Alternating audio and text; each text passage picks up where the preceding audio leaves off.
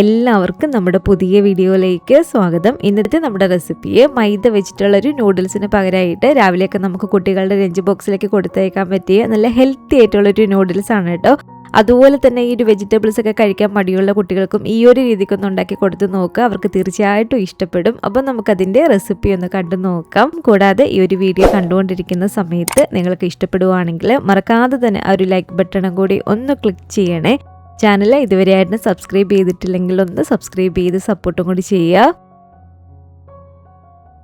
അപ്പോൾ അതിനായിട്ട് നമുക്ക് ആദ്യം തന്നെ ഇതിലേക്ക് വേണ്ടത് ഇതുപോലെ ഇടിയപ്പമാണ്. നമ്മൾ സാധാരണ അരിപ്പൊടി വെച്ചിട്ട് വീട്ടിൽ ചെയ്തിട്ടെടുക്കുന്ന ഒരു ഇടിയപ്പം ഇല്ലേ, ആ ഒരു ഇടിയപ്പമാണ് നമുക്കിതിലേക്ക് ആവശ്യമായിട്ടുള്ളത്. ഒരു 6 to 7 ഇടിയപ്പം വരെ നമുക്കിതിലേക്ക് എടുക്കാവുന്നതാണ്. ഈ ഒരു ഇടിയപ്പം നമുക്കിതുപോലെ ഇന്ന് വേർപ്പെടുത്തിയിട്ടെടുക്കണം ആ ഒരു നൂലുകൾ. ഇതിപ്പോൾ അരിപ്പൊടി വെച്ചിട്ട് ചെയ്ത ഒരു ഇടിയപ്പം ആയതുകൊണ്ട് ഇത് ഒട്ടിപ്പിടിക്കാതിരിക്കാൻ വേണ്ടിയിട്ട് ഇതിലേക്ക് കുറച്ച് ഓയിൽ ഒഴിച്ചു കൊടുക്കുമോ, അല്ലെങ്കിൽ നമ്മൾ ഇതുപോലെ സ്പ്രേ ബോട്ടിൽ ഓയിൽ ആക്കിയിട്ടുണ്ടെങ്കിൽ ഇതുപോലെ സ്പ്രേ ചെയ്ത് കൊടുക്കുക ഒരു ഓയിൽ. ആ ഓയിൽ നമ്മൾ ഇതുപോലെ സ്പ്രേ ചെയ്തതിന് ശേഷം കൈവച്ചിട്ട് നമ്മൾ ഇതുപോലെ ഒന്ന് സെപ്പറേറ്റ് ആക്കി കൊടുത്താൽ മതി. ഒട്ടും തന്നെ അതിൽ ഒട്ടിപ്പിടിക്കില്ല. അപ്പോൾ അതുപോലെ കുറച്ച് ഓയിൽ സ്പ്രേ ചെയ്തിട്ട് ഇതുപോലെ ഞാനൊന്ന് സെപ്പറേറ്റ് ആക്കി എടുത്തിട്ടുണ്ട്. ഇപ്പോൾ ഒട്ടും തന്നെ ഒട്ടിപ്പിടിക്കത്തില്ല കേട്ടോ. ഇനി ഇതുപോലൊരു പാനിലേക്ക് നമുക്ക് കുറച്ച് ഓയിൽ ഒഴിച്ചു കൊടുക്കാം. ഞാനിപ്പോൾ ഇതിലേക്ക് സൺഫ്ലവർ ഓയിലാണ് കേട്ടോ ഒഴിച്ചു കൊടുത്തിരിക്കുന്നത്. ഓയിലൊന്ന് ചൂടായിട്ട് വരുന്ന സമയത്ത് ഇതിലേക്ക് നമുക്കൊരു 3 മുതൽ ഒരു 4 വരെ ഇതുപോലെ കോഴിമുട്ട ഒഴിച്ചു കൊടുക്കാം. അപ്പോൾ മുട്ട ഒഴിച്ചു കൊടുത്തതിന് ശേഷം ഇതിലേക്ക് ഞാൻ ആവശ്യത്തിനുള്ള ഉപ്പൊന്ന് വെതറി കൊടുക്കുകയാണ്. അതുപോലെ തന്നെ കുറച്ച് കുരുമുളക് പൊടിയും കൂടെ നമുക്ക് ഇതുപോലെ ഒന്ന് വെതറി കൊടുക്കാം. ആ ഒരു കുരുമുളക് പൊടിയും വെതറിയതിന് ശേഷം ഇതുപോലെ നമ്മളൊന്ന് ചിക്കിയിട്ടെടുക്കുക ഈ ഒരു മുട്ട. കൂടാതെ ഞാനിപ്പോൾ ഇതിലേക്ക് ഈ ഒരു മുട്ട ചിക്കുന്നതിന് പകരം നിങ്ങൾക്ക് ചിക്കൻ പൊരിച്ചത് വേണമെങ്കിൽ ചേർത്ത് കൊടുക്കാം. അതുപോലെ തന്നെ പനീർ വേണമെങ്കിലും ചേർത്ത് കൊടുക്കാമെന്നാണ് കേട്ടോ. അപ്പോൾ ഇതുപോലെ നന്നായിട്ട് ഇളക്കി കൊടുത്ത് ഒരു മുട്ടയ്ക്കൊന്ന് കുക്കായി വരുന്ന സമയത്ത് നമുക്ക് ഫ്ലെയിം ഓഫ് ചെയ്ത് കൊടുക്കാം. അപ്പോൾ ഈ ഒരു മുട്ട നമുക്ക് ഇതുപോലെ മറ്റൊരു പാത്രത്തിലേക്കൊന്ന് മാറ്റി കൊടുക്കാം. ഇനി നമുക്കിതിലേക്ക് ഈ ഒരു പാത്രത്തിലേക്ക് തന്നെ ഒരു 1.5 ടേബിൾ സ്പൂൺ അളവിൽ ഓയിൽ ഒഴിച്ചു കൊടുക്കുക.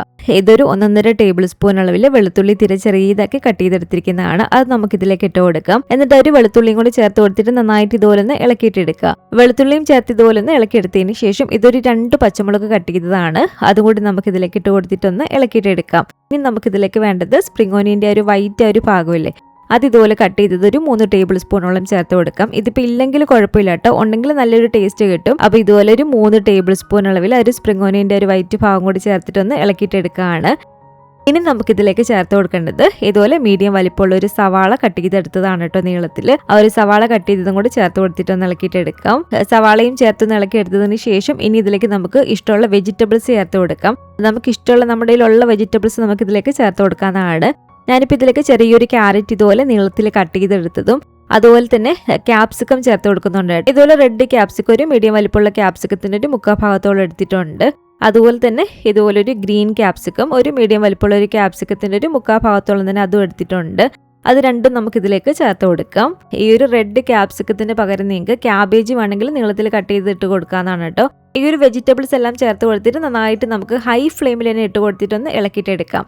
ഈ ഒരു വെജിറ്റബിൾസ് ഒന്നും ഒരുപാടങ്ങ് വെന്തങ്ങ് കുഴഞ്ഞു പോകരുത്. ഇതിൻ്റെ ഒരു പച്ച ചൊവ്വയൊന്ന് മാറി ഒരു ഹാഫ് കുക്കായി വന്നാൽ മാത്രം മതി. അപ്പോൾ ഇതുപോലെ നമുക്ക് നന്നായിട്ട് ഹൈ ഫ്ലെയിമിൽ തന്നെ ഇട്ട് കൊടുത്തിട്ടൊന്ന് ഇളക്കിയിട്ടെടുക്കാം.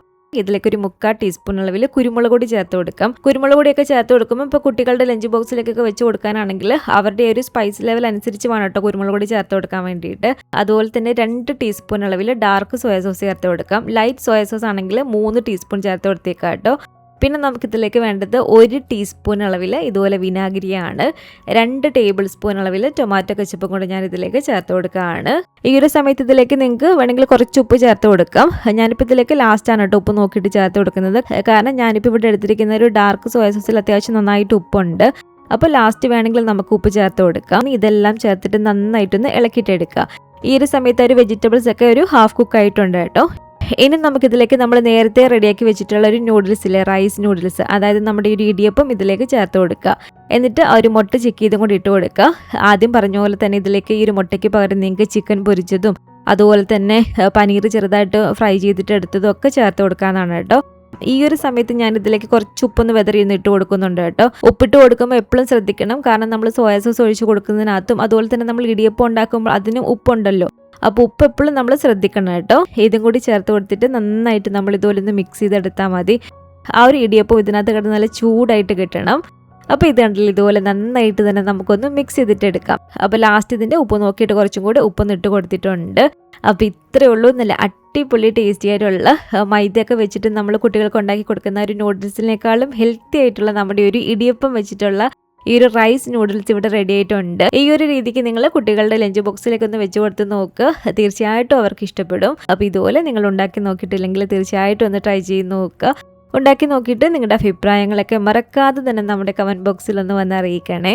അതുപോലെ തന്നെ ഈ ഒരു വീഡിയോ ഇഷ്ടപ്പെട്ടെങ്കിൽ മറക്കാതെ തന്നെ ഒരു ലൈക്ക് ബട്ടണും കൂടെ ഒന്ന് ക്ലിക്ക് ചെയ്യുക. നിങ്ങളുടെ ഫാമിലിയും ഫ്രണ്ട്സും ഒക്കെ ആയിട്ട് നമ്മുടെ ഈ ഒരു വീഡിയോ ഒന്ന് ഷെയർ ചെയ്ത് കൊടുക്കുക. പുതിയതായിട്ട് ഈ ഒരു ചാനൽ ആരെങ്കിലും കാണുന്നുണ്ടെങ്കിലും ഇതുവരെയായിട്ടും ഈ ഒരു ചാനൽ സബ്സ്ക്രൈബ് ചെയ്തിട്ടില്ലെങ്കിലും താഴെ കാണുന്ന ഒരു സബ്സ്ക്രൈബ് ബട്ടണും കൂടി ഒന്ന് പ്രസ് ചെയ്ത് സപ്പോർട്ട് ചെയ്യണേ. കൂട്ടത്തിലെ കാണുന്ന ബെല്ലൈക്കണും കൂടെ ഒന്ന് ക്ലിക്ക് ചെയ്ത് അതിൽ ഓൾ എന്നൊരു ഓപ്ഷൻ തന്നെ കൊടുക്കുകയാണെങ്കിൽ ഞാൻ പുതിയ പുതിയ റെസിപ്പികളൊക്കെ ഇടുന്ന സമയത്ത് നിങ്ങൾക്കതിൻ്റെ നോട്ടിഫിക്കേഷൻ കിട്ടുന്നതായിരിക്കും. ഇൻഷാ അല്ലാഹ് വീണ്ടും നമുക്കിതുപോലെ നല്ലൊരു റെസിപ്പിയായിട്ട് കാണാം.